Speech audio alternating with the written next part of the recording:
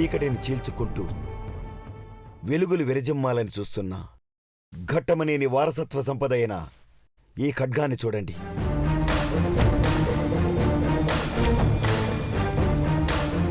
వందల ఏళ్లుగా చేతులు మారుతూ వచ్చింది. తడిగాని మట్టిగాని కనీసం దిష్టిగాని తగలని స్వచ్ఛమైన ఖడ్గమిది. ఇప్పుడు దీన్ని ధరించే సమయం నీకు వచ్చింది దేవేంద్ర.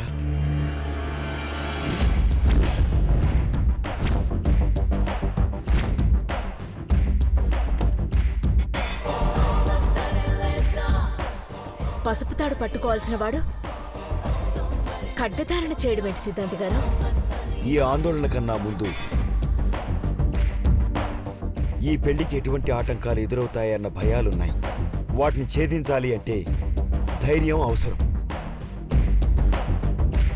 ఆ ధైర్యం రావాలి అంటే ఈ ఖడ్గం మీ వారసుడి దగ్గరుండాలి. ఒకప్పుడు దీని అవసరం యుద్ధంలో ఉండేది. ఇప్పుడు అంతర్యుద్ధంలో భాగంగా నీ చెంతనుండాలి. తరతరాలుగా వస్తున్న ఈ వారసత్వాన్ని మా దేవేంద్రని పట్టాభిషేక్తుణ్ణి చేసేటప్పుడు అందించాలి అనుకున్నాం. పెళ్లి ఒక ఎత్తైతే పట్టాభిషేకం మరో ఎత్తు. మరపురాని సందర్భాల్లా మలుచుకోవాలనుకున్నా. కానీ ఇప్పుడిలా ఈ ఖడ్గాన్ని... అవును, ఘట్టమనేని దేవేంద్ర చేతికందించాలి. కళ్యాణంలో కనీస పరపచ్చాలు రాకూడదు అంటే ఈ ఖడ్గం తన దగ్గరే ఉండాలి. మీ తాత ముత్తాతల చేతులు తాకిన ఈ ఖడ్గం ఉంటే వారి చేతులతో నిన్ను ఆశీర్వదించినట్టే దేవేంద్ర. ఏదేమైనా సరే నా కన్న తల్లిదండ్రుల సమక్షంలో జరిగేది తంతైనా వింతైనా మనస్ఫూర్తిగా అంగీకరిస్తాను. పెదబాబు పెళ్లి సవ్యంగా జరిగితే చాలు అనుకుంటున్నాను. ఈ ఖడ్గం దేవాతో ఉంటే మంచిది అన్నప్పుడు కాదనడం మంచిది కాదు.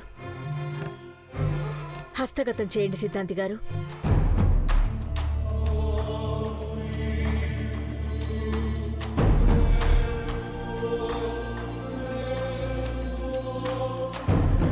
తీసుకో దేవేంద్ర.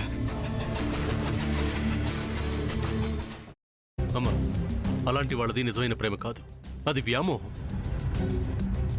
ఎగ్జాక్ట్లీ చిన్నత్త. నిజంగా ప్రేమించుకున్న వాళ్ళు అలా చేయరు. ఎంత మనసు విరిగిపోతే కన్న కూతుర్ని పట్టుకొని మా దృష్టిలో చచ్చిపోయా ఉంటుందా తల్లి? అది సరే అమ్మా, తన కూతురుతో తన మాట అనేటప్పుడు ఆమె మాటల్లో వ్యథ, కళ్ళల్లో బాధ గమనించావమ్మా?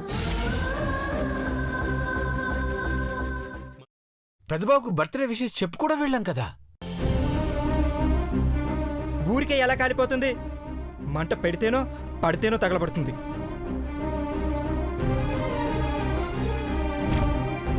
కరెక్ట్ చిన్నబాబు, నీకొచ్చినట్టే నాకు డౌట్ వచ్చింది. పార్వతే షర్టును తగలబెట్టిందనుకుంటా.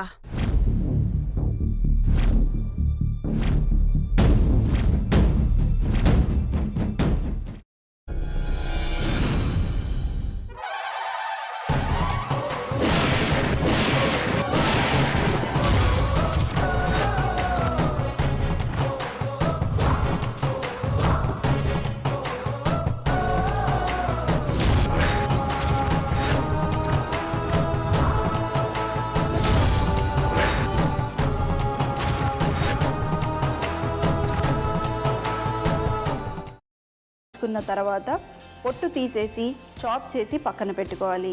ఒక ప్యాన్లో కొద్దిగా నూనె వేడి చేసి అందులో ఆవాలు, మినప్పప్పు, శనగపప్పు, కరివేపాకు, సన్నగా తరిగి పెట్టుకున్న ఉల్లిపాయలు వేసుకుని 1 నిమిషం పాటు వేయించుకోవాలి. ఆ తర్వాత కాల్చి కట్ చేసి పెట్టుకున్న వంకాయని కూడా అందులో వేసుకుని బాగా మిక్స్ చేసి బౌల్లోకి ట్రాన్స్ఫర్ చేసుకుని అందులో తగినంత చిక్కటి పెరుగు లేదా పల్చటి పెరుగు వేసుకుని మిక్స్ చేసి అన్నంతో కానివ్వండి, చపాతీతో కానివ్వండి సర్వ్ చేసినా చాలా బాగుంటుంది.